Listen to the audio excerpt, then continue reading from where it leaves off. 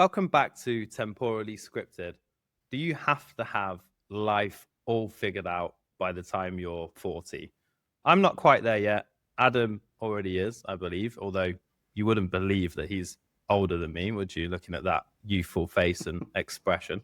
And today's Thanks, mate. Checks in the post. not a problem at all, not a problem. It was worth it for the money. It made me a Vietnamese millionaire. But there's a lot of pressure in society to have everything together by 40. So today we're going to break down what should you have achieved by that age? Is it normal to feel a bit lost as you approach 40? And what actually is having your life together?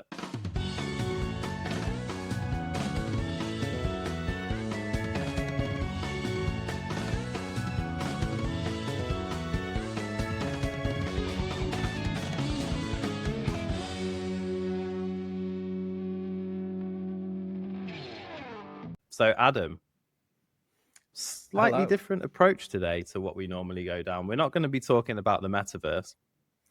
That's a shame because that was a really good episode. Absolutely. So, there's a couple of angles for today's episode. We're going to share our experiences of getting into these later years of life. And I'm going to start by repeating a story that I had from my 35th birthday when my mum called me to say happy birthday and said, "Son, you're middle-aged now."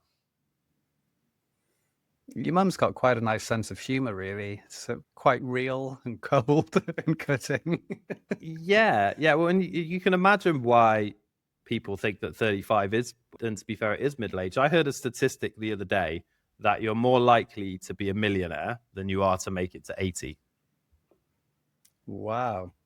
Well, I guess that would kind of make sense because these days, say when we were growing up, like £1 million, $1 million was a lot. But now it's not really as much as it was in some ways. Yeah. It's like if you watch reruns of the Antique Roadshow, you see how excited people get over $200 for a misprinted stamp. Yeah. Or some priceless Ming Dynasty vase or something. Yeah, that is an interesting statistic in some ways. Yeah, I don't know. I guess the thing is as well, that's how it is now. In maybe the not too distant future, a lot might change with longevity and things like that as new technologies come out, new medicines, new everything. So we think we're in middle age now, but we could still be doing this podcast in like another 50 years or more easily.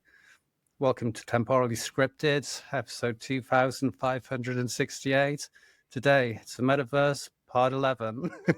and we're celebrating getting to 100 subscribers. It'll be good times. I can't wait. Yeah. And I mean, there's a misconception as well about that because in the past, people would say people used to die a lot younger and the average lifespan was around 40 or whatever it was, right? And it was unusual for people to make it that far. But that's not actually the case because in the past, a lot of people would still make it to their 70s and their 80s and their 90s. It's just a hell of a lot more people would go out in childbirth. Yeah, and so that changes for the average significantly. Because, yeah, I remember hearing something about this because it was childbirth and also through childhood as well. And as long as you made it to like your 10th or 12th birthday, you'd probably have quite a good run. Yeah, and that's it. By which time you've already smoked a few hundred woodbines if you're from the north and it's your job to clean Victorian mill equipment. Yeah, that's it. Couple of woodbines and a pint of mild at the end of the day, and that's it. This is exactly it. So I think you didn't really have a childhood back at that space of time. So you became an adult and middle age would have probably been when you were 12 and a half or something. Yeah, so I guess everything does change quite a lot from the perspectives of back then to today. Because traditionally as well, I always thought that middle age was like sometime in like your 50s or 60s for some reason. I don't know why, but I guess really the middle would be 35 to 40 based on life expectancy.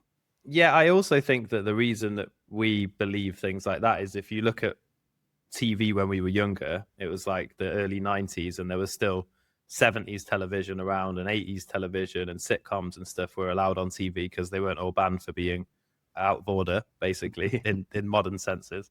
And I think people used to look a hell of a lot older when they were like 35, 36, 37. So your perception of middle age is they probably were 40, but they just look 50 or 60.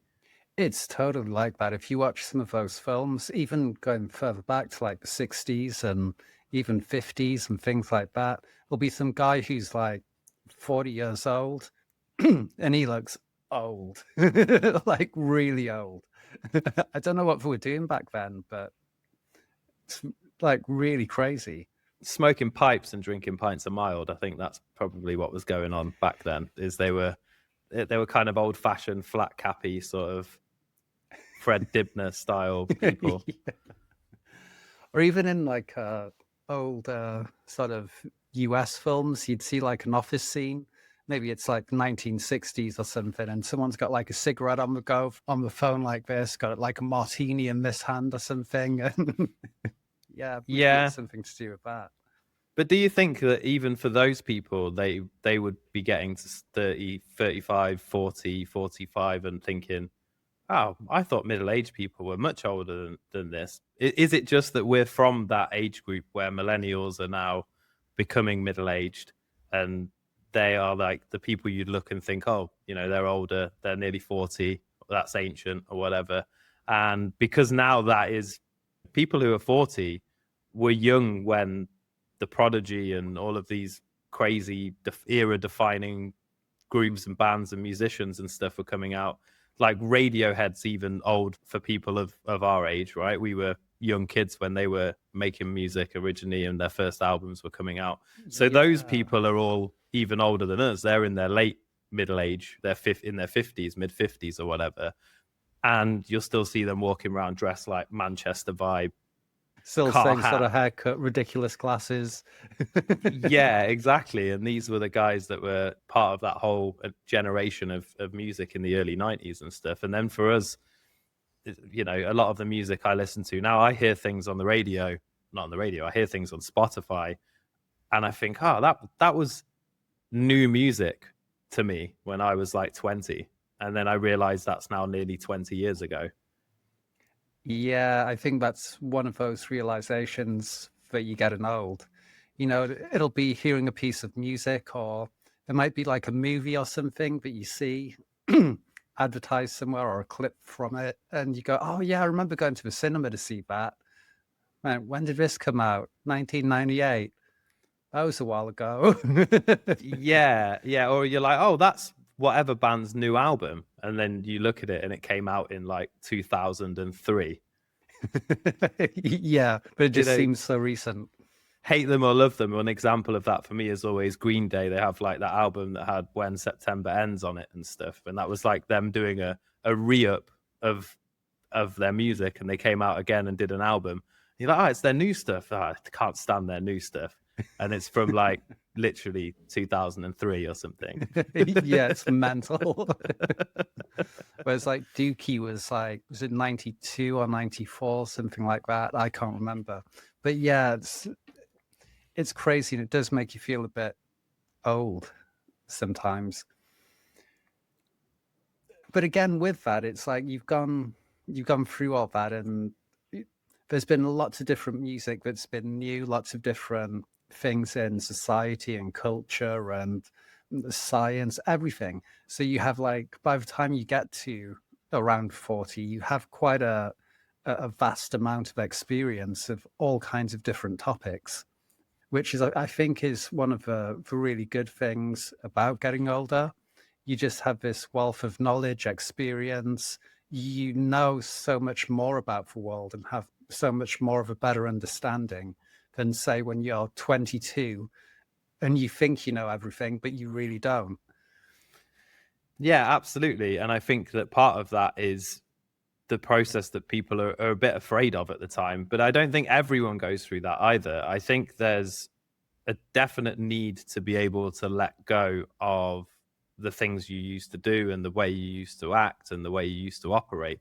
And part of it is being able to let go of those things. And I think the reason people come to midlife crisis and stuff is because they're not able to move with that times. It's what it reminds me of is when I was younger, you would always go out places, and if you're out on a night out or whatever, you'd always see some dude there who's like middle aged, right, in his late 30s, and you're like 21. So when you see this guy there walking around, dancing, whatever, you're like, he's ancient. I can't believe he's. And at the time, you look and you're like, maybe you go and have a chat with them, and they're a bit haggard and old and still partying around, and you think, yo, dude, how old are you? And he's like, I'm 38. It's like, oh, wow, it's so cool. I hope I'm still going to parties and raves like you are when I'm 38. But now looking back, you think, like, I think about having to go to parties and stuff now, and it just makes me feel tired just thinking about it. I was thinking about that the other day because it's been Glastonbury recently, and so I've seen loads of like clips and videos and things. And in the past, I would have been like, "Oh, I'd love to be there." I looked at it this time, and I was just like, "I'm so happy that I'm sat at home and not at Glastonbury." It's just that I don't know. And there's just so much nonsense that goes along with it, and then you see like a price list of how expensive like drinks and food is, and just all the sort of like middle class, I don't know, kind of hippie-ish sort of vibe, and just nonsense acts and stuff. But yeah, I just looked at it and was like, I'm really glad I'm not in a field, and I'm so happy to be just chilling out at home, nice and comfortably. If I want to listen to some nice music, I will. Yeah, I totally agree with you. It's like sitting and watching it on the TV and having like a home festival is more of the thing to do than actually being in that field with 200,000 other people.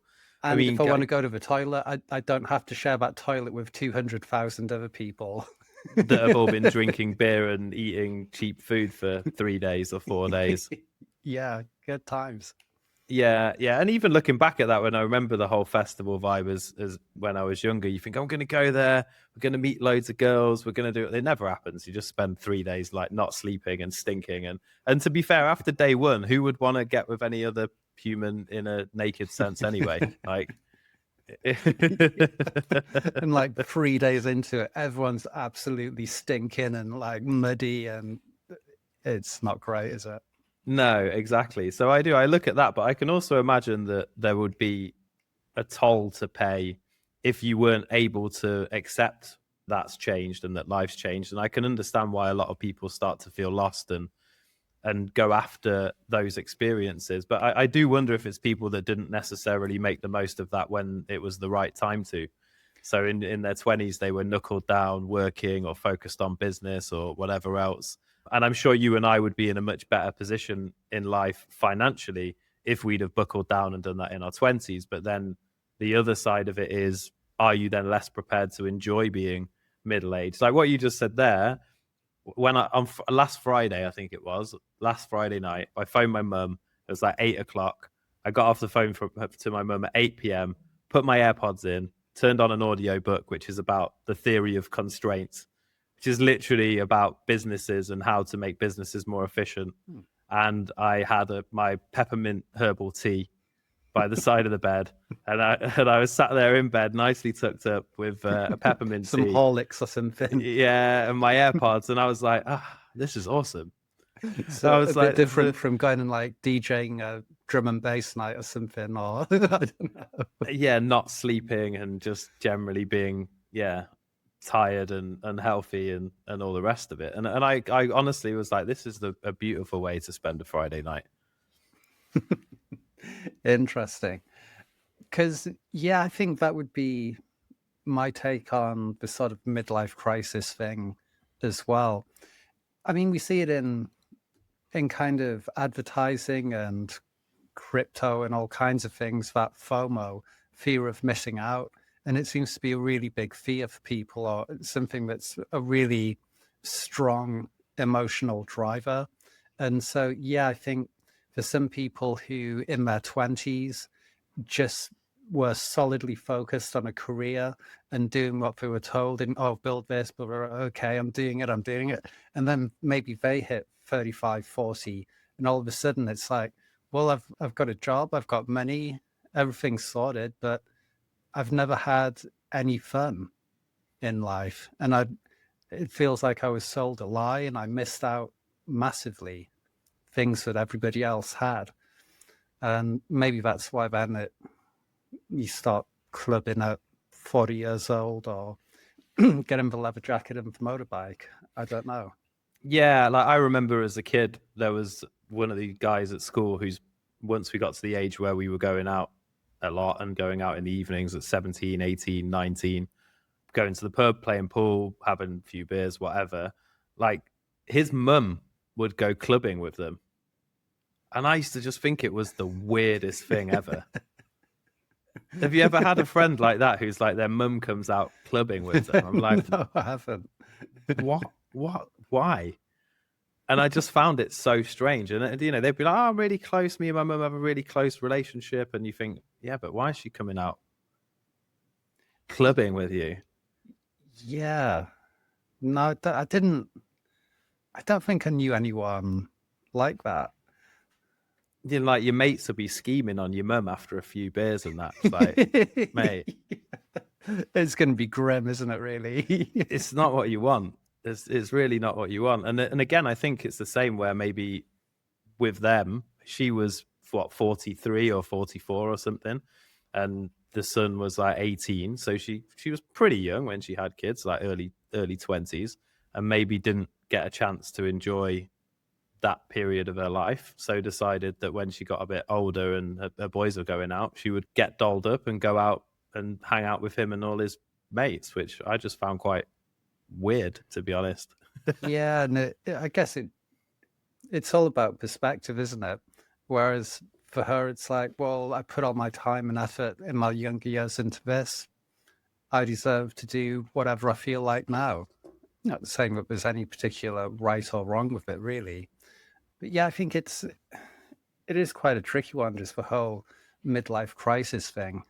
And like you were saying as well, it's like sometimes a thing that you've missed out on or feel like you missed out on wasn't really anything to miss out on at all, and not something you should necessarily start doing when you're 45, because there's a reason why things like going to nightclubs and festivals is more fun at 22 rather than is at like mid 40s or something. It's just you're in a completely different mindset. Your body can handle it as well in some ways, and just all those kinds of things.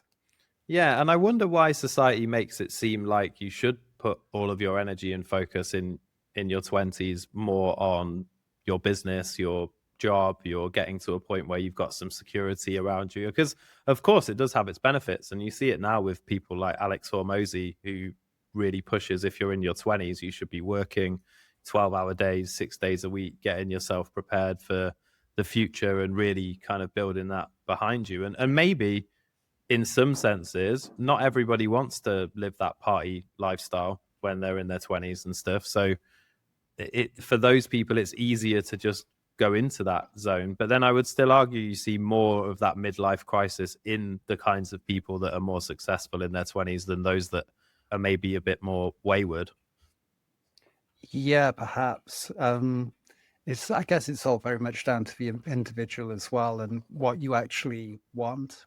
Because it's like, yeah, if all you want is just money and business success, then yeah, completely work 12 hours a day for the whole of your 20s and you'll get that. It might not necessarily make you happy. That's the only thing with it. And then you're much more likely to have those regrets when you get older and want to somehow relive your youth.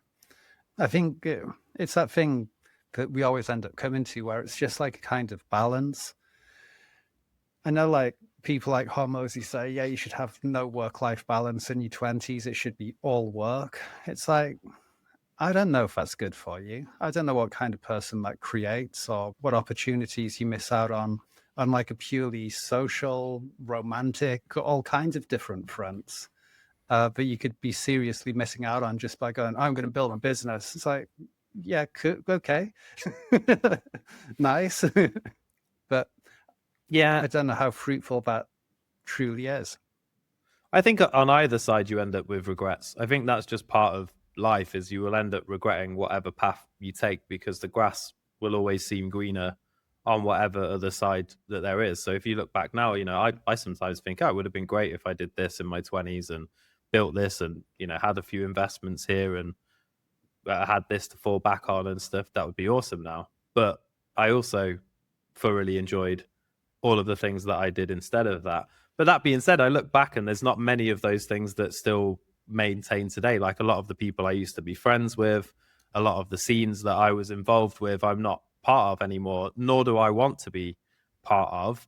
But I also look at those people that have not necessarily moved on from that, and I feel quite bad for them. Like I feel like being stuck doing the same thing now at 38 as I was doing when I was 24 would be quite tragic.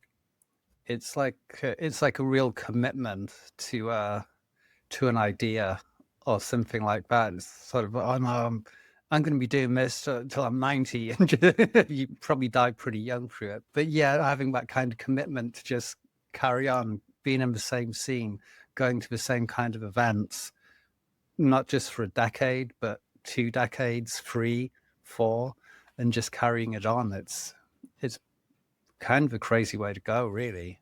Yeah, I'm thinking about it now. That just popped back into my head. My dream back then was to like have this living situation where you build like a big communal house, and then everyone has like a small house around the main house. So all of your closest mates and the people you used to party with and stuff, you kind of, everyone has their own house with a kitchen and a sleeping area, and then there's like this big main house in the middle where people can party and be creative and whatever, cook and eat together and all of this stuff. And this was like my vision of what the perfect future would be in terms of living. And if I look at that now, I can't think of anything worse. And I just imagine how incestuous it would be. Like it's just would be so bad, and trying to progress in any way would be really, really difficult, because everyone would be dragging you back into what you were doing when you were sort of 21 or 22. Yeah, completely. It just becomes some kind of dystopian way of life. Yeah. But even so, I think there is like a feeling of loss. And I don't know about you, but I sort of went through a phase in my early 30s where I was half trying to live the old way and half trying to develop a new way of living. And I think a lot of people go through this period from sort of their late 20s to their mid 30s where they don't really know what they want. Yeah, and I think sometimes as well, it's like to make changes, sometimes it has to be quite a big change.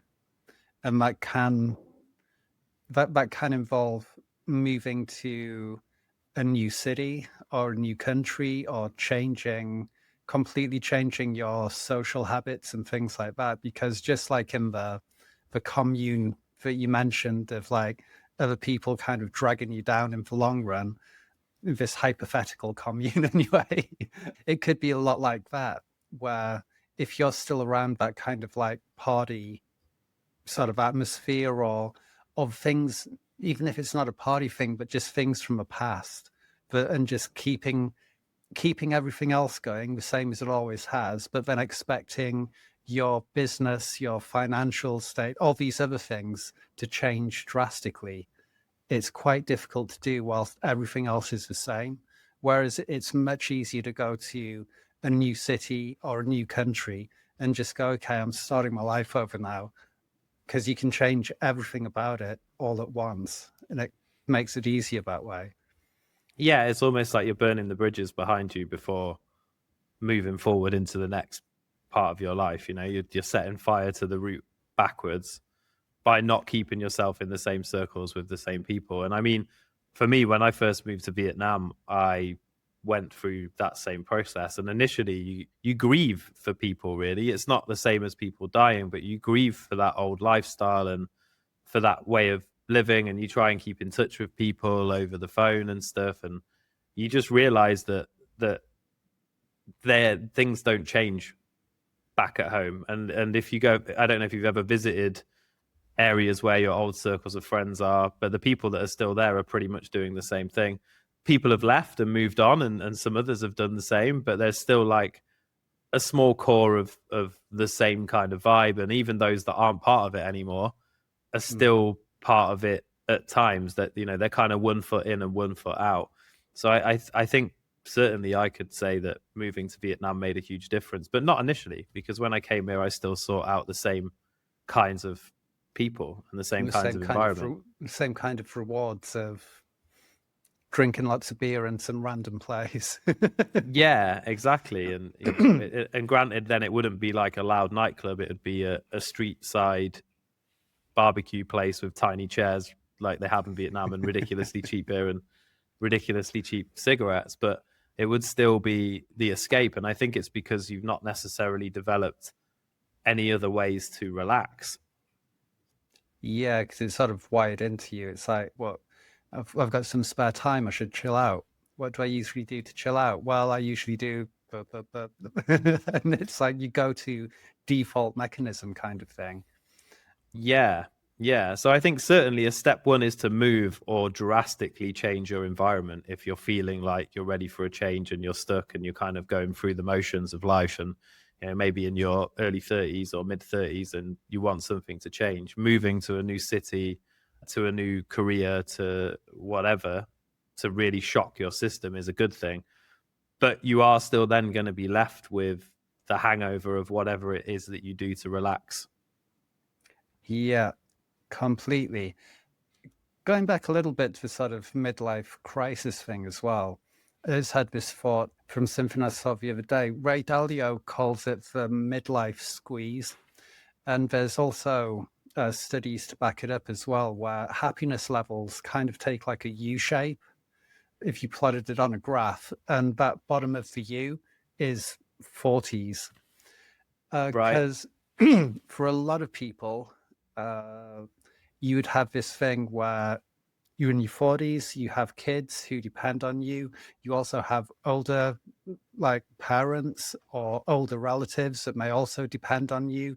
You're in the middle. You've got to work hard to do everything and help these people, and you've just got all this pressure, and you're just working as much as you can to get by. And so that's why, like, 40s is kind of like the most difficult time, or least happy time for a lot of people. Yeah, that makes a lot of sense, particularly because you've got all of these new responsibilities, and you're kind of the prime age of the planet at that time as well.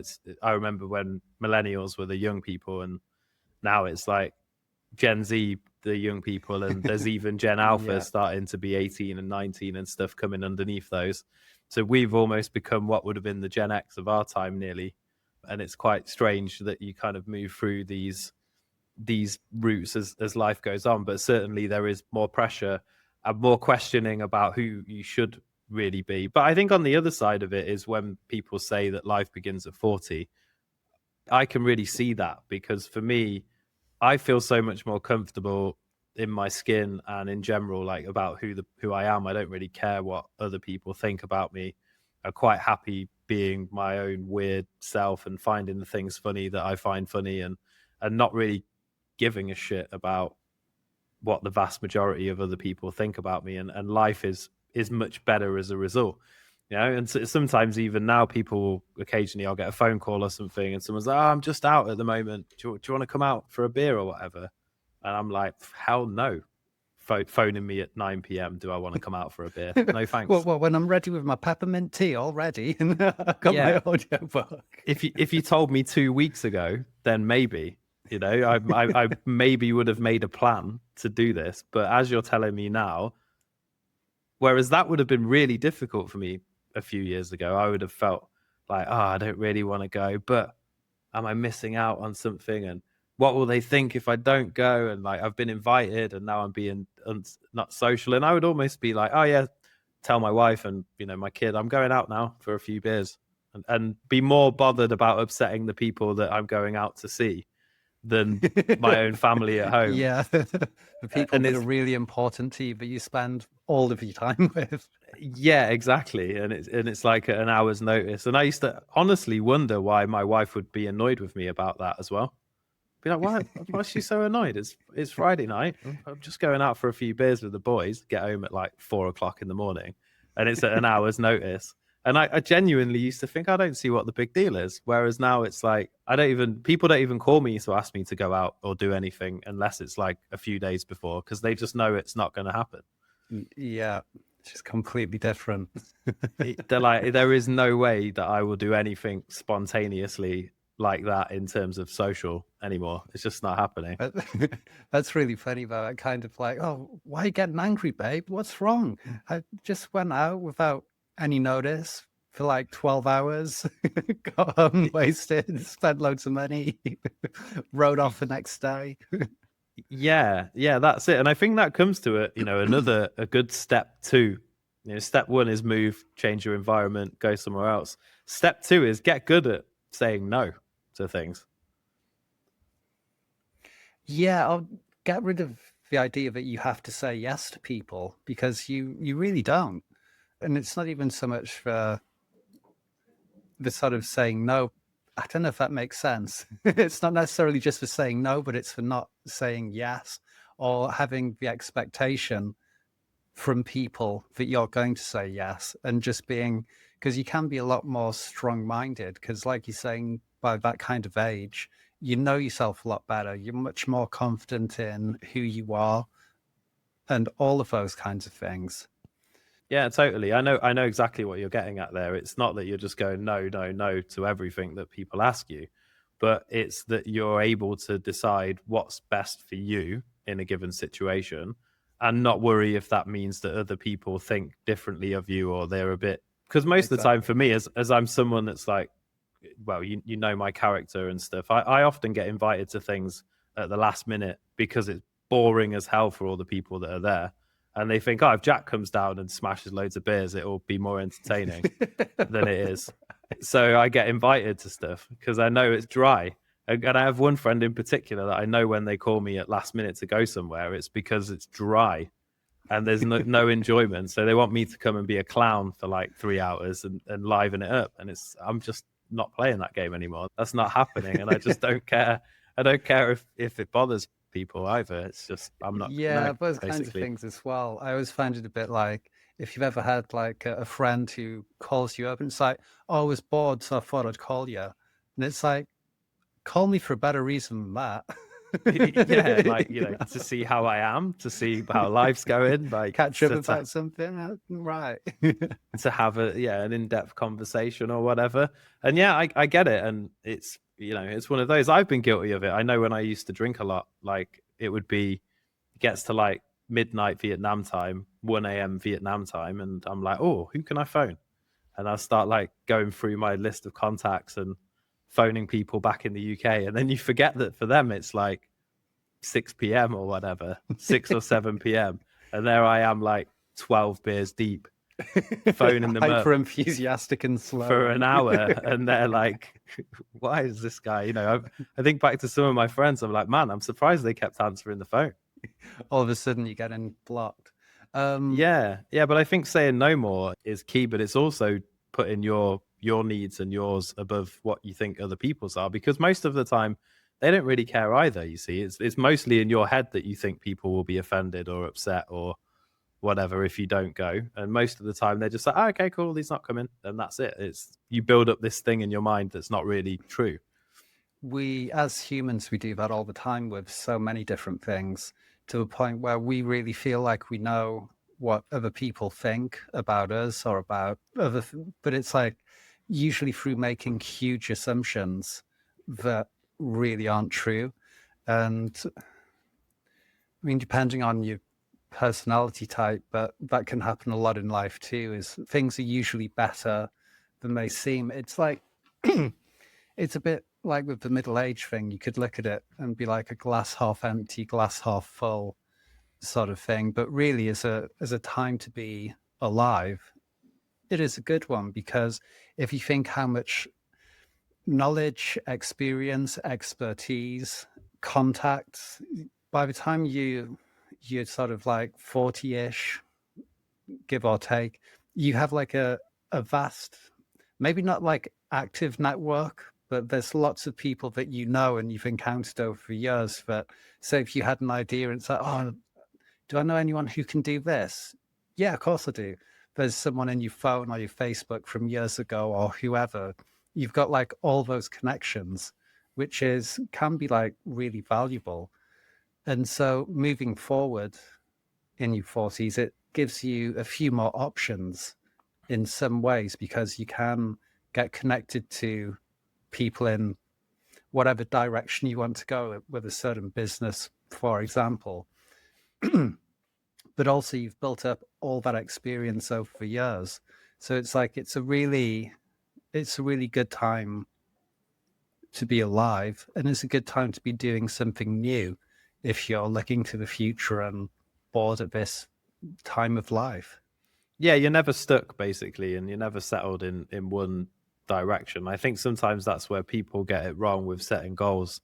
They think that they have to set goals and say exactly what the vehicle is to get those goals, but the vehicle will change as you move through, and you know, sometimes making a jump is the right thing to do for a variety of other reasons. So I think, yeah, not being afraid to jump into something brand new, even when you're in your 40s, is a key part of it. Because the other part of that is, and I'm using a lot of words there, but the other part of it is that it's never as scary to jump once you've got the level of experience and decision making that you have in your late 30s and 40s. Like, you get better at making decisions the older that you get, and that only really starts to decline once you get into your 50s.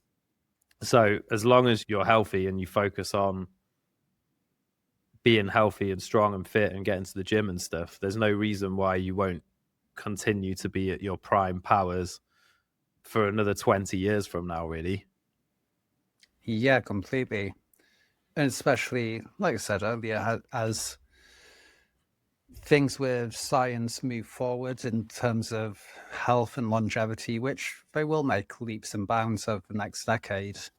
It's like even what we think of as now as middle age, or, oh, well, another 10 years, I'll be like 53 or whatever. It's like, yeah, but it's like it will be a very different 53 to 53 in the 1960s, a much healthier, more active one, hopefully.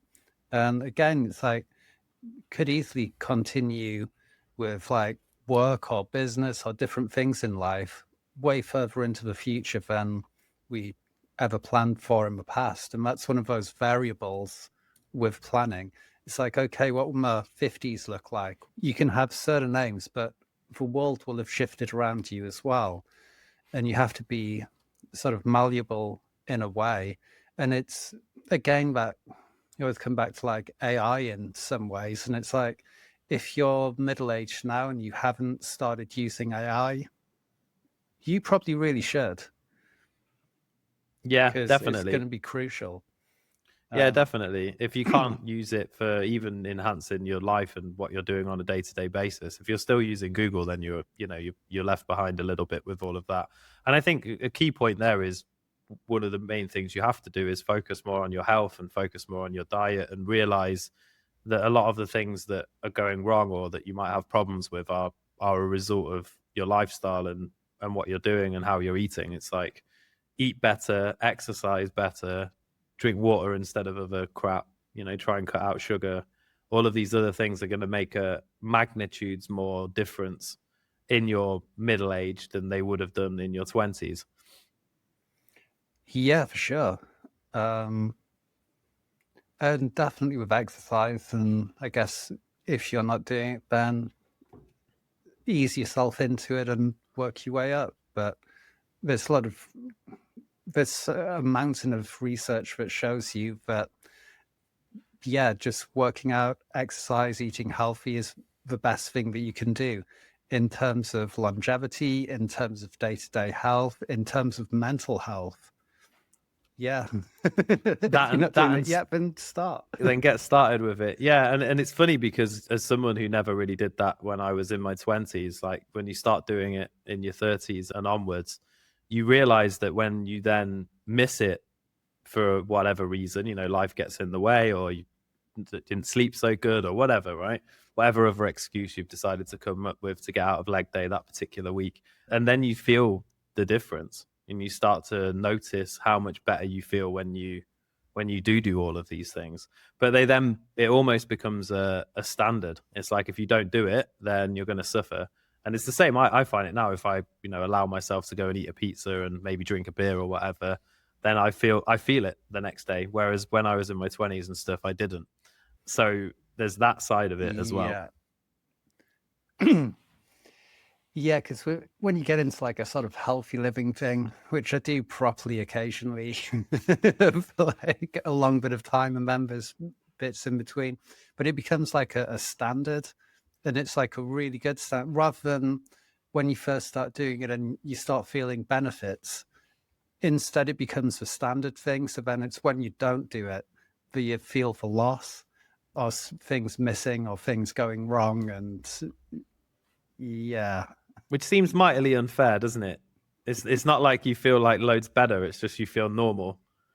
Yeah. And then like normal just gets, there's a higher standard of trying to get to normal. And then that week off of not doing anything, and you're like, oh, I feel so bad. Yeah, it's not even enjoyable. Yeah, like yeah, I feel that. And the totally. guilt comes in and everything else. Yeah, because you know how much better things can be. And I think that's, another key up to it is being able to like rest and sleep, and obviously with the gym side. But a huge part of it for me as well is I ruthlessly remove drama from my life as well. So if you have like friends or people that bring too much drama in your direction, just cut them off. It comes from the same as moving away from people. But then now, because of the world we live in, there's all this technology and connectivity and stuff like that.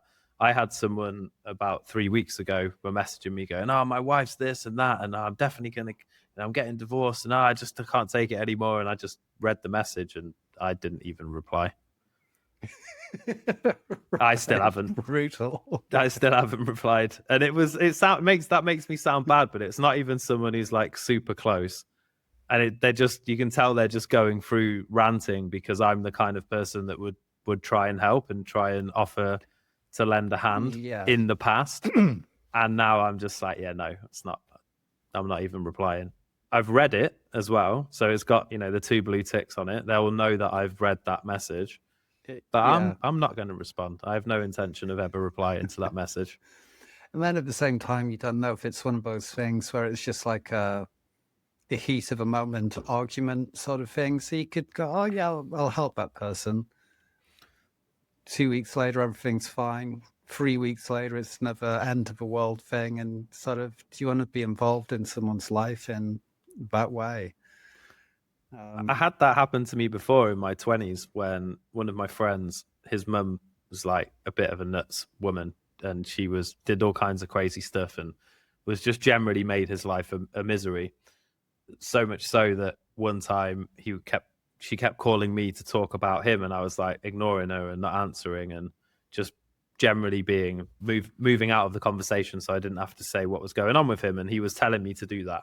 He's like, yeah, don't answer to her. Oh, can you block her on Facebook? All of this stuff. So in the end, his mum got like super angry because I knew her, and she like blocked me and sent me loads of emails and saying how much of a terrible person that I was. And then the next time I saw him, he was like, oh yeah, we've made up now. And I was like, what? Yeah. And protecting your peace and your mind with these loops that go in is a really, really important part of existing and doing well with what you're doing, because that effect of other people's drama and other people's stories, your brain can't switch off from it. It's the same if you watch like a series and you're like 6 episodes into watching a series, your brain at night's thinking about it. It's like using energy and thought process to think about what's going to happen next and what's going on in their world, and thinking of all the different scenarios, because it doesn't understand the difference between it being your issue or somebody else's issue. So the more time you spend like listening to other people's shit, basically, the more it just weighs you down and means you can't make your decisions or thought processes in a good way. Really interesting. Never thought of it that way. Yeah, Um, yeah. So I don't watch series now unless I'm going to binge the whole thing in one day. I haven't watched any series for a long time. It's always just, I don't know, it always just seems like a waste of time. And it's like every TV show, pretty much. I think the last good one that I watched was Breaking Bad, where it was actually pretty decent till the end. Everything else, it just draws you into this thing. And then the next thing you know, you're on like season 8, and it's just complete nonsense. There's no storyline left. And it's just like, and it gets more and more ridiculous. And you find yourself asking, what am I doing watching this?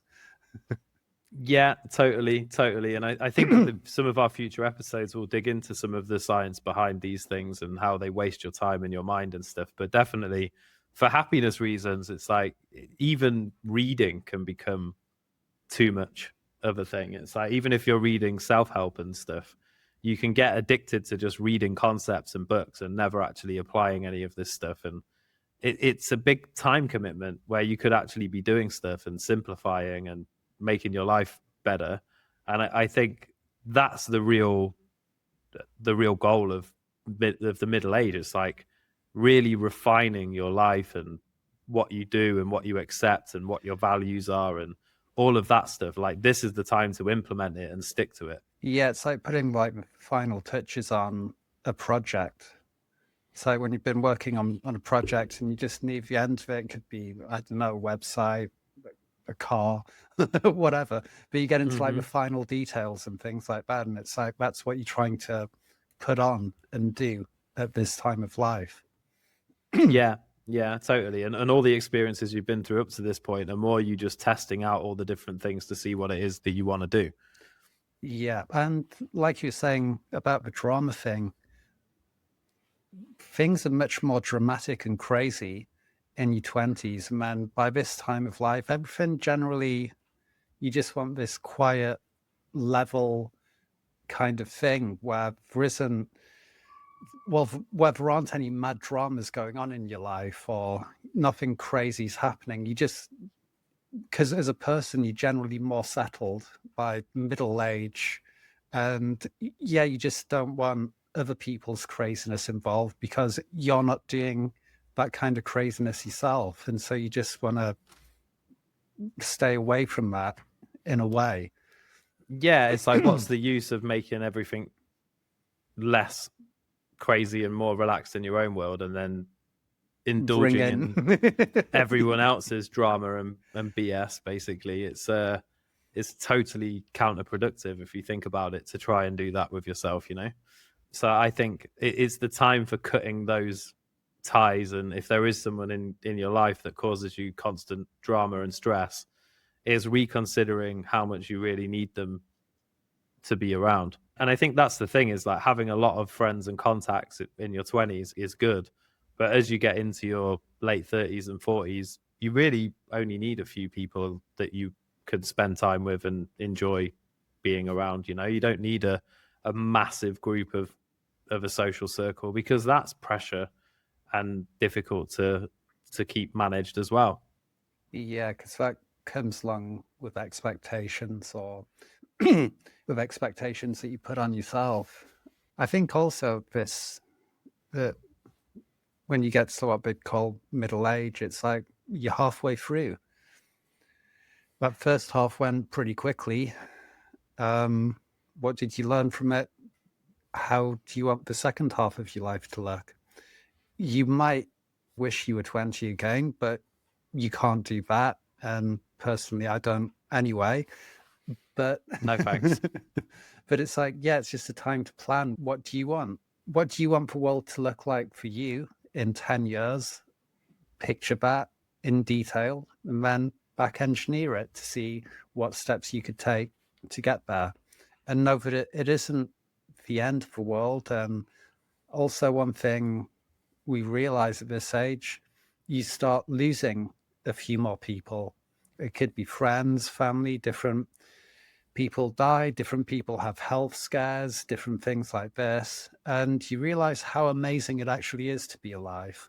And so just really make the most of it, just really enjoy it. and don't waste those years that you have left. There we go. And I mean, that's super inspiring, because that's the main point of existence, is to enjoy it and to experience it, and knowing that it will only get faster. It's like, if you think, if you're a 2-year-old, then the distance in time to being 4 is your whole life away. And then if you're a 4-year-old, the distance to being 8 is your whole life away. But by the time you're 20, 40 is only half of your life. And by the time you're 40, you've already been through that first half. So the second half, you can already perceive the length of it. And I always think that's weird when you think about it. Is like, when my daughter was born, she was 1 and I was 30. I was 30 times her age. And now she's nearly 8 and I'm nearly 40. She's almost a quarter of my age. And it's weird how that works, and the older you get. Way to think about it. Yeah, like my mum now is in her 70s, but I'm nearly 40, so I'm more than half her age. Yeah, same with my parents. It's crazy. Yeah, so there you go. That's spun you out for the afternoon. You can go and cry on your sofa after that one. Gonna book some tickets to a festival. Yeah, right, that's it. Yeah, go order yourself a crate of beer and 200 Tang Long cigarettes. Get the latest clothes. I'll look younger, feel like I fit in, and I'll have a nice time. Yeah, exactly. Well, that is also quite funny, and I won't go into it in too much detail, because I know the next episode we're going to talk about some of that stuff. But it's changed how people dress when they're middle-aged now as well, because they dress the same way as we did in the 90s and the noughties. So there's not like, that I think that's the other reason, like we said at the beginning, about in the 70s and 60s, 40-year-old people looked older. It's because everyone looked older. I don't know if you've ever seen videos of the early 1900s where there's all the boys on the street that work and stuff, and be wearing like a suit, waistcoat, sort of flat cap on, and that running around, Barrow boys and stuff. So I think that's part of it. But there's a good list of things there. So let's recap a little bit what we went through. So how to dig yourself, because our original question was, if you're feeling lost in your 30s, what in your early 30s, your early 40s, what can you do? Is it normal to feel lost? What should you have achieved? I think the answer to the question is, what should you have achieved is a sense of who you are and what's important to you. And if you haven't got that and you feel like you're stuck and things, aren't where you would like them to be, there's a few things that you can do to make your life better. And the first one that we mentioned was moving. So moving, changing your environment, changing your job, doing something extreme that removes you from the day-to-day of the people that you're around, so that you can start to set the new life that you want. And I would say further to that as well, actually come up with a plan, like a real rigid plan that you're going to stick to. And it doesn't necessarily have to be those huge changes of moving and things, but if you're not happy with how life is, make a plan and implement those changes, write it down, commit to it. Just make sure that you do it if there's something that you really want to change and move towards. Yeah, I agree with that. And I would add, even onto that, is also accepting that the situation that you're in your life is your responsibility and your fault.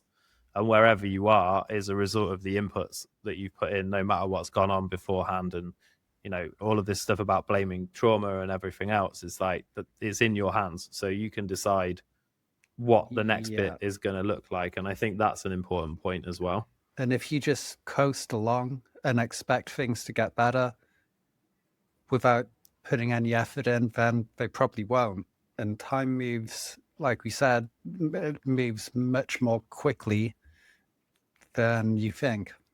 Yeah, but also, and again, this is kind of counterproductive, but it's true, is to stay consistent with that and be patient, because change takes time. So if you start going to the gym tomorrow, you're not going to look any different in maybe a year, particularly the older you are and you start eating better. You will, there'll be some benefits, but it's a long-term process. It's enjoying the process that's more important than focusing on the outcome and the change. And that's just a result of it. I think another huge one we talked about is saying no more and being like willing to reject and push away anything that doesn't line up with that plan that you've created. And if you can use AI to help you with that, if you built your plan, and you can go and say, hey, I've got this decision, or this thing's come up, or whatever that I'm not sure about, how does this line up with the plan that I've made? And AI will give you some insight and some feedback. But also, if you have got a plan in place and someone comes up with something that's different, say no. Be willing to realize that nobody really cares about anything other than themselves, and not even a negative way. If you say no, it won't make any difference to their lives. So you should focus on your own and not on everyone else's. Oh yeah, and as we're kind of getting at in some of what we said earlier as well, sometimes when people call you up and say, hey, where are you up to? Sometimes it's for them more than it is for you. Sometimes it can often be for quite selfish reasons that people are like, oh mate, come down the pub, come and do that. It's like it's because they're like, bored. Yeah. And there's no reason to feel bad for saying no if it's that situation.